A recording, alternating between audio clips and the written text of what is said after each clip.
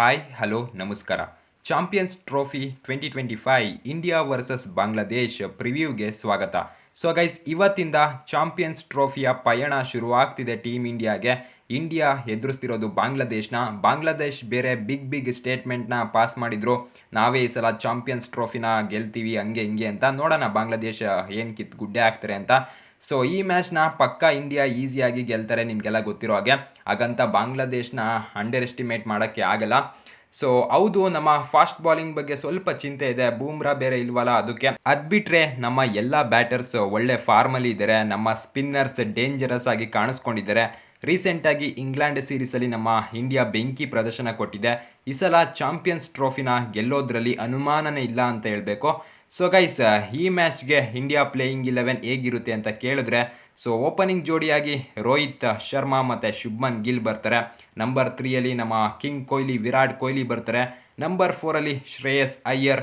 Number 5ಯಲ್ಲಿ KL Rahul wicket keeper batter ಆಗಿ. Number 6ಲ್ಲಿ ಹಾರ್ದಿಕ್ ಪಾಂಡ್ಯ. ನಂಬರ್ 7ನಲ್ಲಿ ಅಕ್ಷರ್ ಪಟೇಲ್. ನಂಬರ್ 8ಲ್ಲಿ Ravindra Jadeja. Indian main allrounders 3 ಜನ ಬ್ಯಾಟಿಂದನೂ ಕಾಂಟ್ರಿಬ್ಯೂಟ್ ಮಾಡ್ತಾರೆ, ಬಾಲಿಂದನೂ ಕಾಂಟ್ರಿಬ್ಯೂಟ್ ಮಾಡ್ತಾರೆ. ಸೊ ಇವ್ರು 3 ಜನನೇ ಒಂಥರ ಮೇನ್ ಸ್ಟ್ರೆಂತು ನಮ್ಮ ಇಂಡಿಯಾಗೆ, ಈ 3 ಜನ ಆಲ್ರೌಂಡರ್ಸು. ಸೊ ನಂಬರ್ 9ನಲ್ಲಿ ಮೊಹಮ್ಮದ್ ಶಮಿ. ನಂಬರ್ 10ನಲ್ಲಿ ಹರ್ಷ್ದೀಪ್ ಸಿಂಗ್ ಆಡ್ತಾರೆ.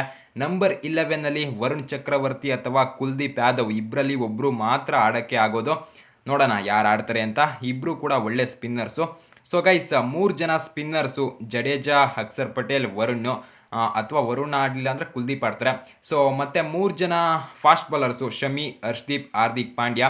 ಸೊ ಹರ್ಷಿತ್ ರಾಣಾಗೆ 11ನಲ್ಲಿ ಜಾಗ ಇಲ್ಲ.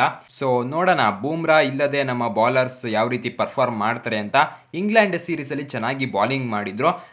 ಇನ್ನು ನಮ್ಮ ಎಲ್ಲ ಬ್ಯಾಟರ್ಸ್ ಕೂಡ ಒಳ್ಳೆ ಫಾರ್ಮಲ್ಲಿ ಇರೋದು ನಮಗೆ ಒಂದು ದೊಡ್ಡ ಪಾಸಿಟಿವು. ಸೊ ದುಬೈಯಲ್ಲಿ ನಡೀತಿರೋ ಮ್ಯಾಚು ಇದು.